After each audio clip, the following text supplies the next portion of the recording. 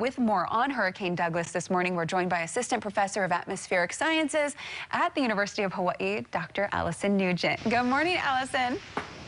Hi, good morning. Thank you so much for having me, hopefully for the last time for Hurricane Douglas.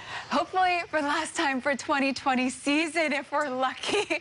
But yes, this is looking like the system is moving away. But we actually did see some recent developments in the overnight hours. So as we take a look at the system, what have we seen over the last few hours?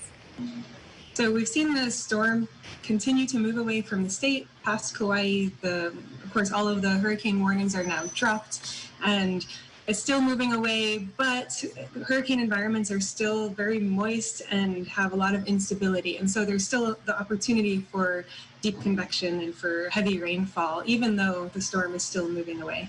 Right. So when we're looking at the track, when you're looking even at the satellite and radar, yes, the system is passing away from us, but that's why we still have that flash flood watch that's posted for Kauai, especially with the already saturated grounds that we have there. Any additional heavy rainfall could potentially lead to flash flooding conditions. All right, now the system. We've been tracking this for days on end very closely, but since last week, it passed just to the north of the island chain. The Central Pacific Hurricane Center forecast was pretty spot on. What did you think about the last few moments as this was passing the second half of the state?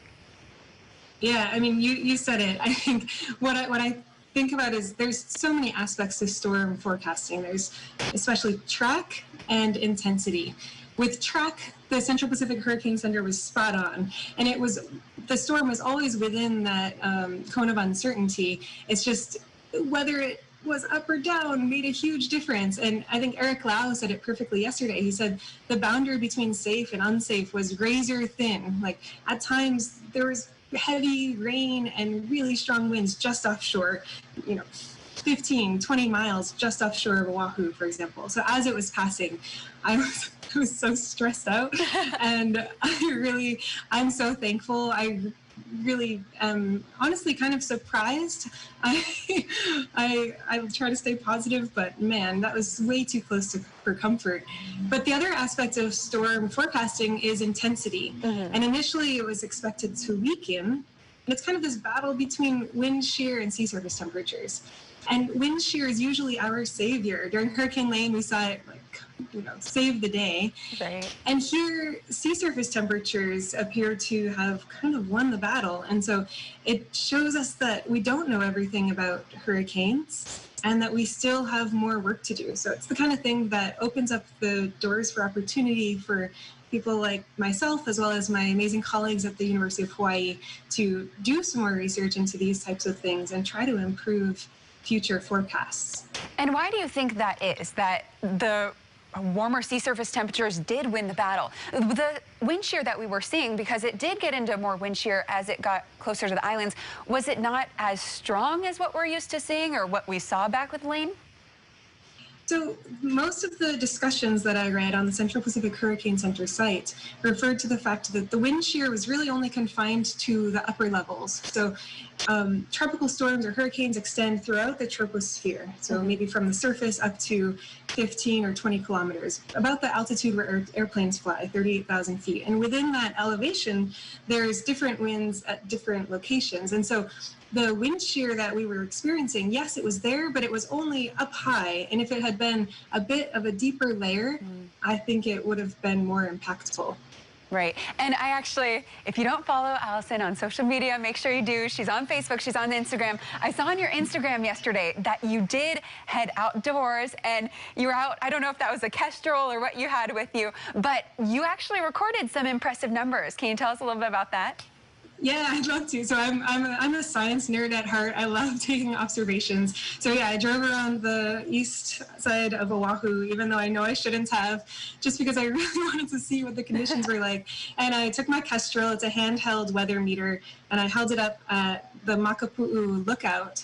And yeah, I got some sustained winds over 40 miles per hour for a 3-minute average, which is pretty good. I was holding it up there and man, my arm was shaking because the wind was so strong. So we did see some impacts, but then when I drove back home, the road seemed eerily calm. It was like the winds were just offshore. And I'm so thankful that the storm did not move closer, because that would have been seriously impactful for Oahu and all of our islands. Exactly. Even Kauai. It was such a stressful day yesterday. That definitely was, especially as it was heading a little bit further to the west of Kauai. And again, we did see some of those impacts come through, recorded by our own Allison Nugent with those tropical storm force winds. And again, we did have some flood advisories in place as well. We did see some of the heavier rainfall, but in terms of really heavy showers, some of those were only about 15 miles offshore. The center of the storm itself passed just over 30 miles off of the north shore of us here on Oahu. So we really dodged a bullet this time.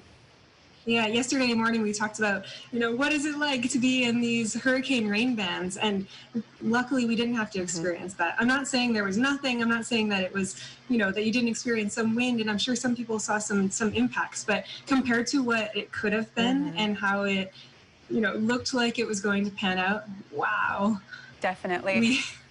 And the fact too that at the same timing over the weekend, of course, Category 1 Hurricane Hannah made landfall in Texas. Seeing the images from that versus what we dealt with, feeling very lucky to start out our morning pretty much unscathed compared to what we could have seen.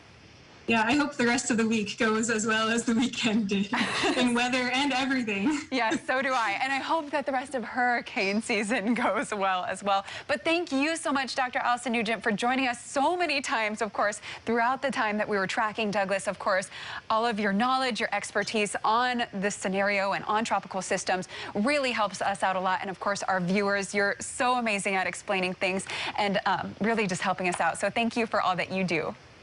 Yeah, thank you for always being so willing to have me. I love doing what we do together. It's really a passion of mine. So thank you for giving me that opportunity. Of course, anytime. We'll see you during the next storm. All right, I look forward to it. All right, thanks again.